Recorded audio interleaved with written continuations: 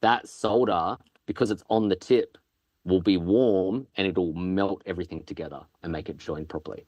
All right, that is a pro tip right there. That's what I'm looking for. That's great. That's the secret. Give me it wherever, whenever, however, whatever, whoever said they don't want it. What's up guys, Mitch from the DIYRecordingStudio.com, and this week I've got an exciting announcement. I am launching my first ever course teaching people how to solder. This channel is all about DIY, so things like building microphones and building preamps and EQs. And that's a pretty daunting thing to do for your first ever soldering task.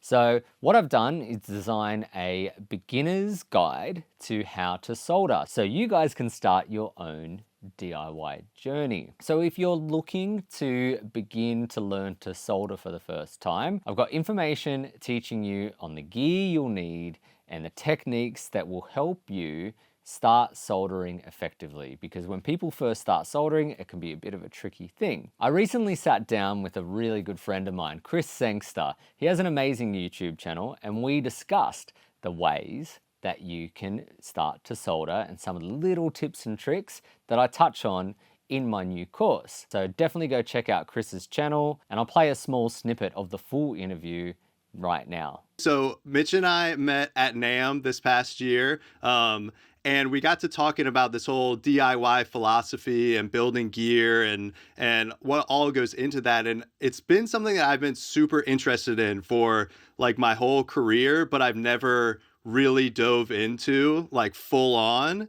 And so I thought this would be a great opportunity to learn from an expert and kind of figure out what the best entry points are into this world. I mean, it just seems to me, as kind of an outsider looking in on the DIY stuff, it seems kind of overwhelming, honestly. Like, it seems like there's so many options, there's so much to learn and know that I don't exactly know where to start. So that's kind of what I want to learn from you, Mitch, is like where to start, what's the best place to get going. And Yeah, cool. So definitely cables. Like if you've got a small home studio space and maybe you need some extra instrument leads or patch cables for your guitar pedals or equipment, or some extra mic leads, that's a really safe, easy place to learn soldering for the first time, because the components and the parts are extremely cheap. If you make a mistake, you can just snip the cable and go again.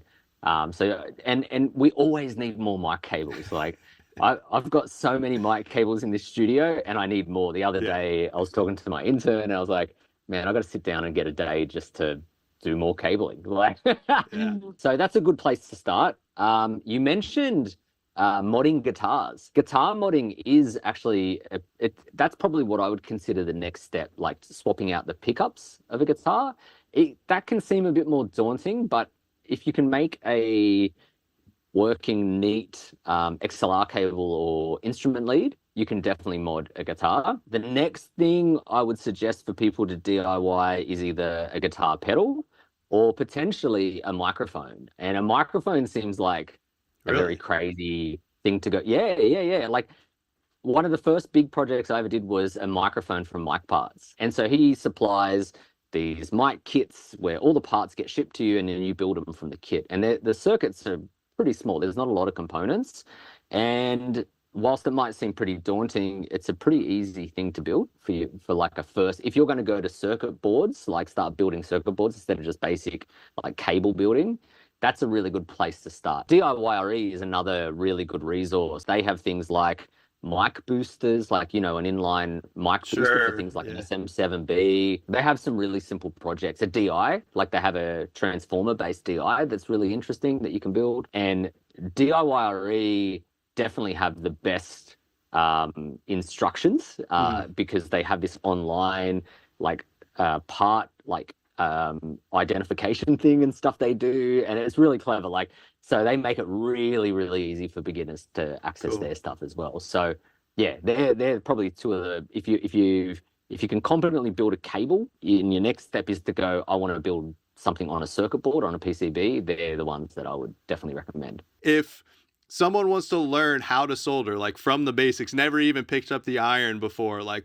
what do I even do? I've got this spool of stuff and I've got this really hot thing. Like how does someone learn what to do with those things? Okay, cool. What I'll do, I'll sort of show you some of the gear I've got here. Cool.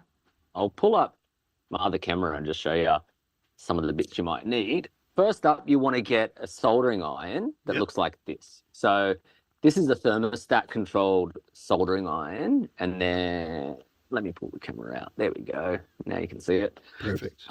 So you need something with a thermostat so you can control the temperature. Mm-hmm. This is one of the most important things.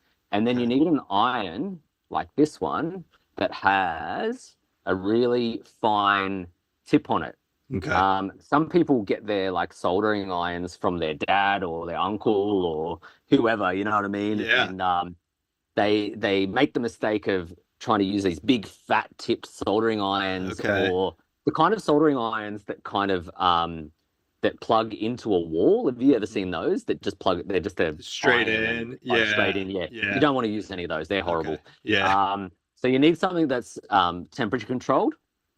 And then that way it'll keep the temperature consistent as you're soldering and it'll make the soldering work. You won't overheat anything and you won't underheat, because if you're not getting the soldering smooth on the join, your soldering iron just might be too cold. Okay. It needs to be 340 to 350 degrees Celsius. Okay. Yeah. So that's like number one is two things: the fine tip on the soldering iron and a thermostat. And then the other secret tip is when you do solder, what you want to do before you solder anything, when you're doing a lead, for instance, you want to actually pre-solder the lead and then the cups that the things are joining to. So on an XLR, right, little cups where the lead will go into, you've got to put a bit of solder in there and then put a bit of solder on the connector at first as well. And then the trick before you ever join anything is you actually add a bit of solder to your tip.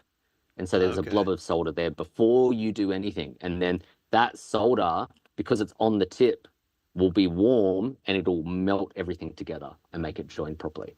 All right, that is a pro tip right there. That's what I'm looking for. That's great. That's the secret, is just always have a bit of solder on your tip as you go to join stuff. Okay, and interesting. then you'll never have a problem. And then once you get that and you get that perfect flow and that perfect connection on whatever you're joining, that's it. And once you see that, you're like, oh, okay, now I get it.